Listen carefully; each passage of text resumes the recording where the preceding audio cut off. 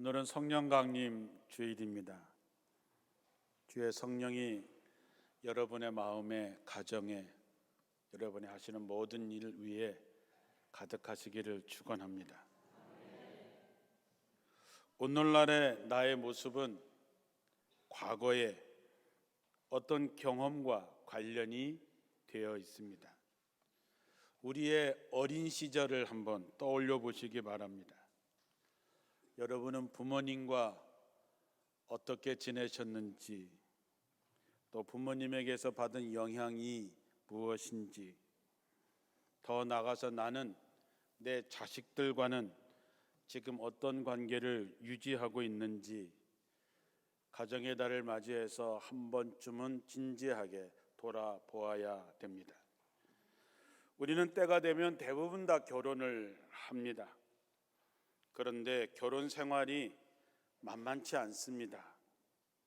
우리가 우스갯소리로 혼자 살면 외롭고 둘이 살면 괴롭다라는 말이 있는 것처럼 서로 맞추어서 사는 게 그렇게 쉽지 않습니다. 게다가 아이들이 태어나면 아이들을 키우는 게 엄청나게 힘듭니다.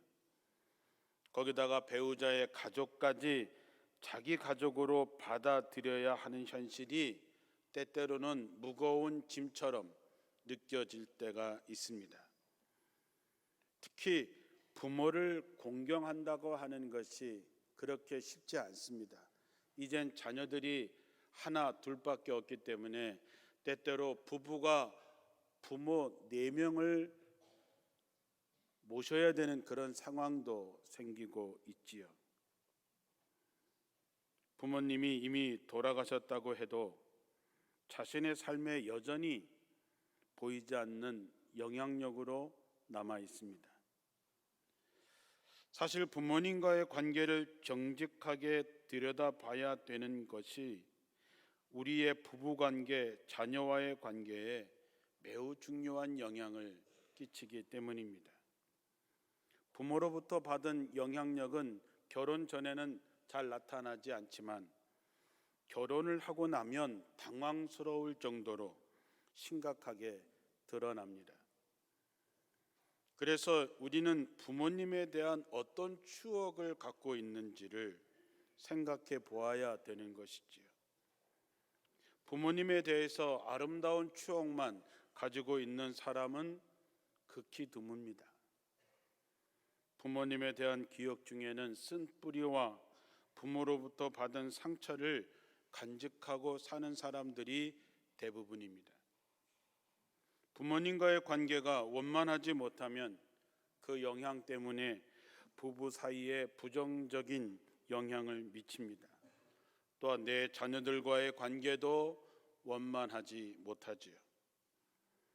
그래서 내 부모와의 관계가, 내 자녀들과의 관계가 어떠한지 진지하게 한번 살펴보시기 바랍니다. 가장 중요한 것은 부모님과의 관계는 하나님과의 관계에도 지대한 영향을 주게 됩니다. 성경은 부모와 관계가 축복이냐 저주냐로 나타납니다. 오늘 읽은 본문의 말씀에 네 아버지와 어머니를 공경하라, 이것이 약속이 있는 첫 계명이니 이로써 네가 잘되고 땅에서 장수하리라 그랬습니다. 약속이 있는 첫 계명, 그 약속이 뭐냐? 부모를 잘 공경하면 이로써 내가 땅에서 잘되고 장수한다는 것이죠. 신명기 27장 16절에는 그의 부모를 경홀히 여기는 자는 저주를 받을 것이다. 부모를 홀대하고 부모를 가볍게 여기는 자는 하나님의 저주를 받는다라고 하는 것이지요. 자녀에게 있어서 부모는 보이지 않는 하나님을 대신하는 사람입니다. 그러므로 가정이 정말 행복해지려면 부모의 축복을 회복해야 한다고 하는 것이죠. 저는 먼저 오늘 여기까지 살아오신 여러분들을 칭찬해 드리고 싶습니다. 참 고생 많이 하시고 잘 살아오셨습니다. 잘 버텨서 여기까지 오셨습니다. 그것만으로도 여러분은 잘 사신 것이고 장하신 것입니다. 여러분이 자기가 자기를 칭찬해 주고 격려해 주시기 바랍니다. 그런데 천국 가정을 이루기 위해서 우린 좀 더 하나님의 말씀에 좀 더 귀를 기울여야 됩니다. 오늘은 잘 다루지 않았던 부모님과의 관계를 이야기하려고 합니다. 좀 듣기에 불편할 수 있지만 우리가 이 단계를 정리하고 넘어서야 하기에 오늘 말씀을 나눕니다. 오늘 말씀에 주 안에서 부모에게 순종하라고 했습니다. 여러분 이게 잘 되고 계신지? 주 안에서 부모에게 순종하라고 하는 말은 어떤 순종을 말하는 것일까? 부모님의 말씀이 신앙적이면 순종하고 하나님의 뜻에 맞지 않는다면 순종하지 않아도 되는 것일까?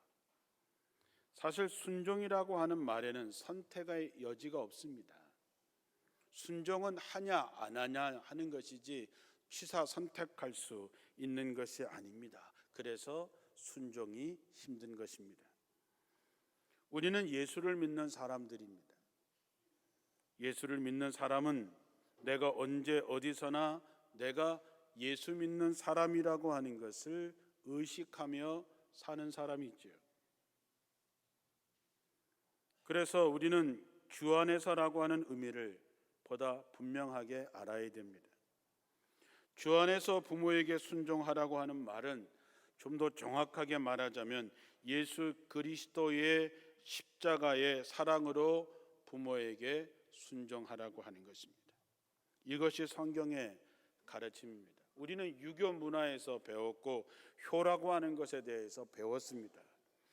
효도는 마땅한 도리죠. 내 마음은 원치 않아도 부모님이 말씀하시면 하고 싶지 않아도 해야 된다고 배웠습니다.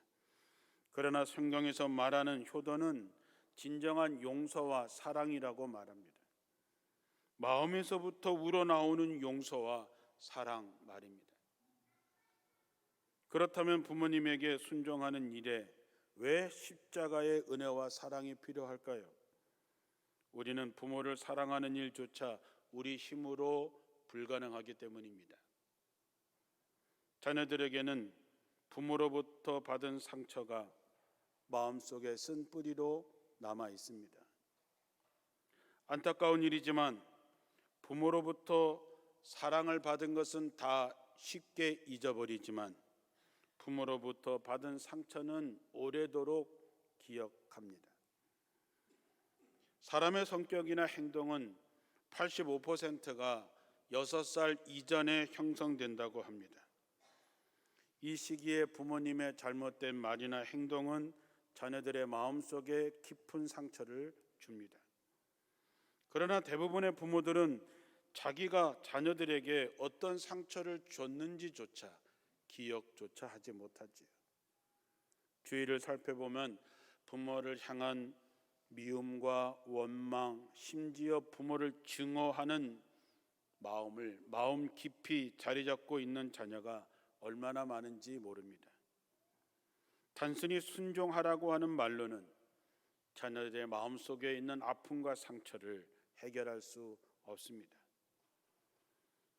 목회를 하면서 보면 자녀들을 위해서 눈물로 새벽마다 기도하는 부모들은 많이 보지만 자녀들이 부모를 위해서 눈물로 기도하는 경우는 적습니다. 그런 모습들이 마음이 아프기도 하지요.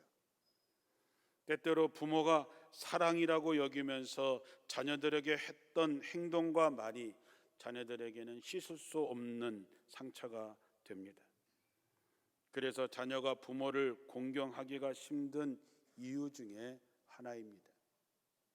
자기에게 아픔을 주었던 대상을 부모라는 이름 때문에 사랑하고 공경하는 것이 어찌 쉽겠습니까? 주 안에서라고 하는 말은 예수를 믿으니까 해야 한다, 하나님의 말씀이니까 억지로라도 순종해야 한다는 말이 아닙니다. 주님을 믿는 믿음 안에서 십자가의 사랑으로 순종하려고 하면 사랑할 힘이 생깁니다. 용서할 힘이 생깁니다. 부모를 공경할 힘을 주님이 주십니다.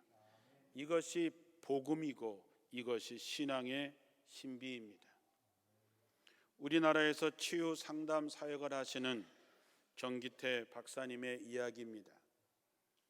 그분이 초등학교 시절에 가을에 운동회가 있었습니다. 매년 바쁘게 일하시느라고 운동회 한 번도 못 오셨던 어머니가 그날은 오셨습니다. 어머니가 보는 앞에서 달리기 시합이 있었는데 정택이 박사님이 6명 중에서 무려 6등을 했습니다. 꼴찌를 한 것이지요. 집에 돌아와 보니 어머니가 이렇게 얘기했습니다. 야 이놈아, 나가 죽어. 꼴찌하는 놈은 내 아들 아니다. 나가. 어린 정택이는 집 밖에 쪼그리고 앉았습니다. 이놈아, 너는 내 아들 아니야. 꼴찌한 놈은 내 아들 아니야. 나가 죽어. 라는 말이 마음에 깊은 상처가 되었습니다. 그리고 이 소녀는 어른이 되어서 미국으로 유학을 가고 미국에서 상담 공부를 하던 중에 어릴 때 잠재하고 있었던 어떤 상처가 끊임없이 자신을 괴롭히는 것을 보게 됩니다. 어머니께 받았던 아픈 상처죠. 그 마음이 얼마나 아프고 쓰라린지 견딜 수 없어서 논문을 쓰다 말고 그는 울고 또 울었습니다. 그렇게 울면서 상상으로 어머니를 만납니다.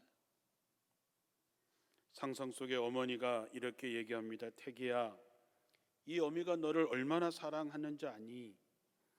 내가 너를 너무나 사랑했기 때문에 내가 꼴찌한 것을 보고 화가 나서 견딜 수 없어서 내가 그런 말을 한 거야. 정말 미안해 라고 말입니다. 정태기 박사는 생각했습니다. 그래, 우리 어머니는 시골에서 배우지 못하시고 거칠게 살아오신 우리 어머니가 교양 있게 표현하실 수 없는 것뿐이지 마음이 그런 것은 아니었구나 하는 것을 깨닫고 어머니에게 원망하고 미워했던 것을 용서해 달라고 편지를 보냅니다. 편지를 받은 어머니는 그 편지를 보고 또 우십니다. 아, 내가 그냥 홧김에 내뱉은 말이 우리 아들에게 이렇게 깊은 상처가 되었구나. 내가 네 마음에 멍이 들게 했구나. 나를 용서해다오 라고 그 어머니가 답장을 보냈습니다. 그 답장을 받은 정태기 박사는 그 편지를 읽으면서 또 울고 울었습니다. 이렇게 관계가 회복되고 난 뒤에 유학 생활에 지치고 힘들어 허약했던 정태기 박사는 체중도 늘고 지지부진하던 학위 논문을 무사히 마칠 수 있었다는 얘기입니다. 여러분은 어떠십니까? 여러분은 부모님과 화해할 일은 없으십니까? 거꾸로 여러분의 자녀들과 화해할 일은 없으십니까? 있으시다면 기도하시고 성령께서 도와주셔서 용기를 가지고 부모와 또는 자녀와 용서와 화해하는 한 주간이 되시기를 주님의 이름으로 축원합니다. 하나님의 사랑을 가장 닮은 것은 부모의 사랑이지요. 하지만 인간은 근본적으로 죄인이기 때문에 내가 부모라 하더라도 내가 자식을 사랑하는 그 사랑이 온전하지 못합니다.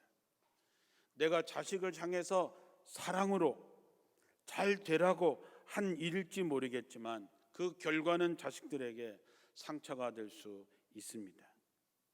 상처가 있는 사람은 자기 아내와 자기 자식들에게 상처를 주고 또 다른 사람들에게 상처를 줍니다.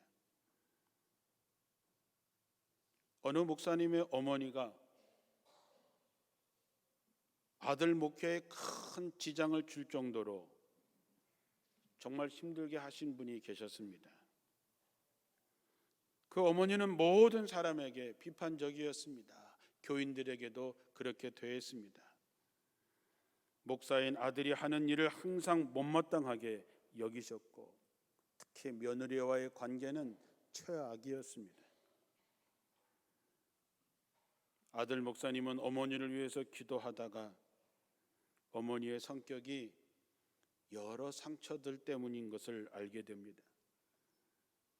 어머니는 일찍 남편을 여의고 홀로 된 후 혼자서 하나밖에 없는 아들을 키웠습니다. 교회는 다니셨지만 남편이 일찍 죽은 것에 대해서 하나님을 원망했습니다. 세상을 원망했습니다. 세상에 대한 열등감이 가득한 채 세상을 견디어 온 것이죠. 사랑을 제대로 받아본 경험이 없기 때문에 70이 넘어서도 다른 사람들에게 사랑과 관심을 요구했던 것이죠. 아들 목사님은 그 어머니를 이해했습니다. 그리고 어머니를 대하는 마음과 태도가 달라졌습니다. 상처는 부모가 주었어도 풀기는 자녀가 풀어야 됩니다. 왜냐하면 상처를 준 부모는 상처를 줬다는 사실조차 모르기 때문입니다. 부모는 자녀가 부모님 때문에 자신이 상처받았다는 말을 들으면 보통 놀랍니다. 오히려 서운해하거나 노여하기도 합니다. 다 너 잘되라고 한 일이지 내가 나 잘되려고 한 얘기냐, 오히려 화를 내시기도 합니다. 그런데 문제는 이 문제를 풀지 않으면 자녀에게 있는 상처가 자녀의 평생의 행복을 가로막고 있다는 것이지요. 한 성도가 아버지가 목사님이셨습니다. 그 성도가 아주 어릴 때 아버지가 교회를 개척해서 너무너무 가난하고 힘들어서 할머니 손에 자랐습니다. 이 아이는 아버지가 올 날만, 어머니가 올 날만 기다렸습니다. 얼마나 이 어린애가 부모님이 보고 싶었겠습니까? 그런데 할머니는 늘 아이가 잘못한 것을 적었다가 아버지가 오시면 일렀습니다. 아버지를 늘 그리워했던 아이는 아버지를 보고 싶은 마음과 두려운 마음이 생겼습니다. 왜냐하면 아버지가 오시는 날 꾸중을 듣거나 종아리를 맞았기 때문입니다. 할머니도 이 아이가 잘 되길 바라서 그랬겠지요. 아버지도 그랬겠지요. 그러나 이 아이는 할머니도 아버지도 어머니도 다 미웠습니다. 이 아이는 자라서 결혼을 하고 가정을 꾸렸는데 그 가정이 지옥 같았습니다. 어릴 때 본인이 받았던 마음의 상처로 인해서 아내와 자녀들에게 계속해서 상처를 주었기 때문이죠. 사랑하는 성도 여러분, 우린 잘 모릅니다. 내가 어른이고 내가 주도권을 갖고 있기 때문에 자식들의 상황과 형편을 잘 살피지 않습니다. 여러분이 어린 시절을 한번 돌아보시고 여러분의 부모가 여러분에게 어떻게 했는지 한번 생각해 보십시오. 가정은 천국이 되어야지 지옥이 되어서는 안 됩니다. 그 원인이 어디에 있는지 기도하면서 돌아보시고 성령의 도우심으로 그 상처들은 반드시 치유되어야 됩니다. 그것이 안 되면 마음속에 있는 상처는 누구에게 계속해서 상처를 주게 됩니다. 부모를 공경하라고 하는 말씀을 짐으로 여기시지 마시기 바랍니다. 주님이 우리에게 가정을 주신 것은 어떤 혈연이나 교도로 묶인 짐을 지어준 것이 아니고 책망하시려고 하는 것도 아닙니다. 결혼하는 것은 사랑으로 축복의 관계를 누리고 주님의 사랑 안에서 자유함을 얻으라고 결혼을 하게 한 것이지요.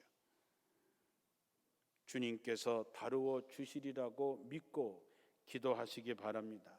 정말 성령께서 여러분의 깊은 속마음까지 만져주시고 완전히 고쳐주셔서 여러분들이 상처로 말미암아 세상을 힘들게 사는 것이 아니라 진정한 자유와 사랑을 가지고 살아가게 되기를 바랍니다.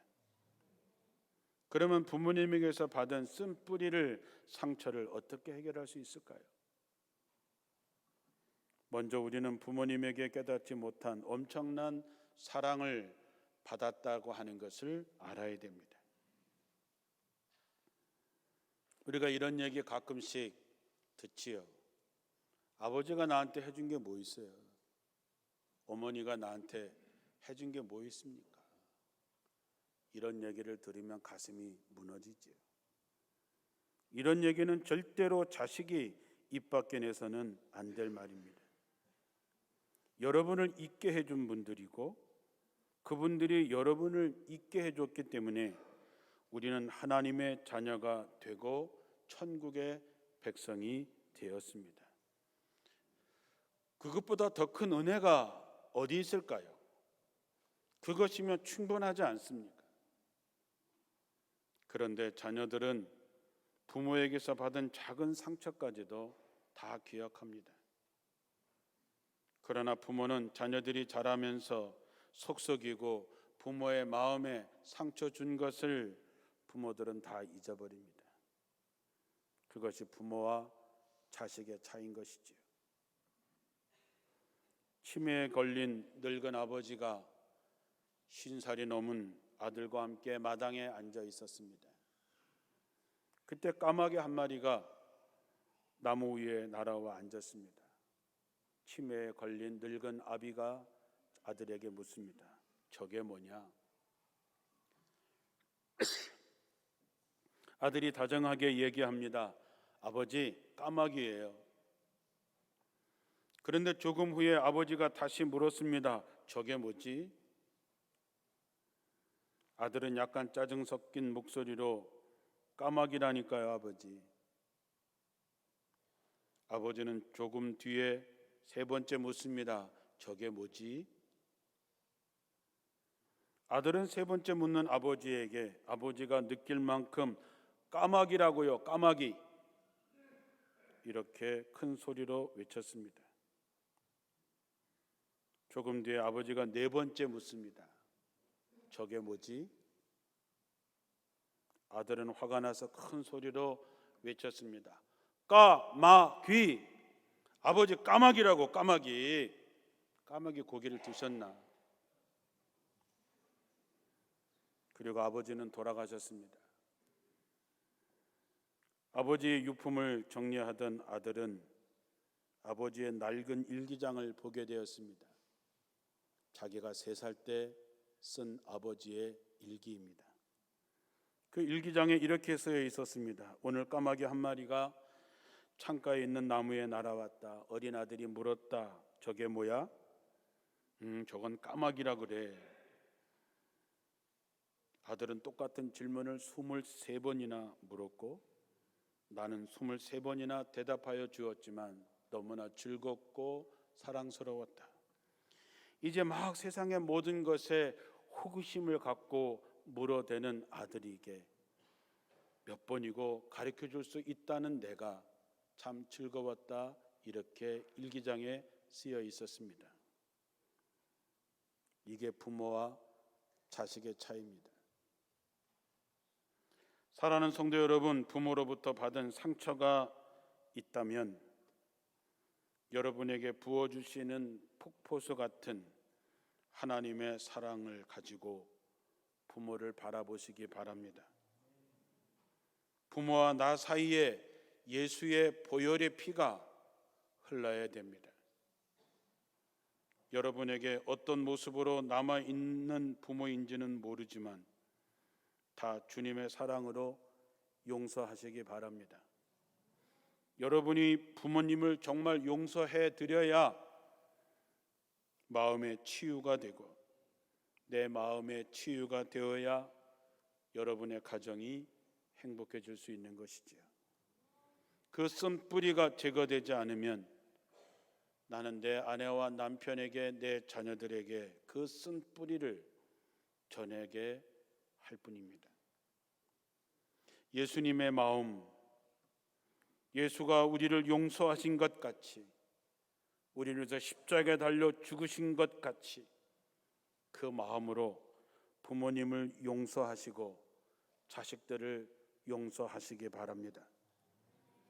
부모와의 관계, 자식과의 관계의 회복은 축복의 통로의 열쇠입니다. 진심으로 용서와 화해를 할 때에 우리는 깊은 상처로부터 치유와 자유를 얻을 수 있고, 그것이야말로 주님의 사랑으로 우리의 쓴뿌리의 악순환의 고리를 끊어내는 것입니다. 오늘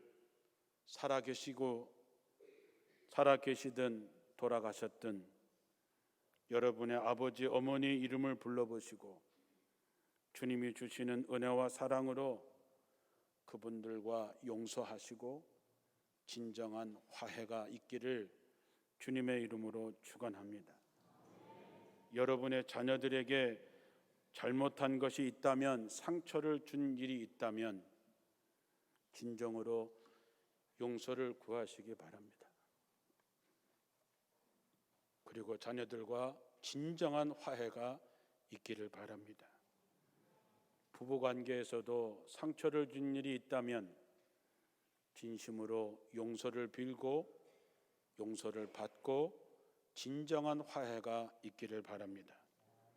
성령께서 그 과정 그 용기에 도와주실 줄로 믿습니다.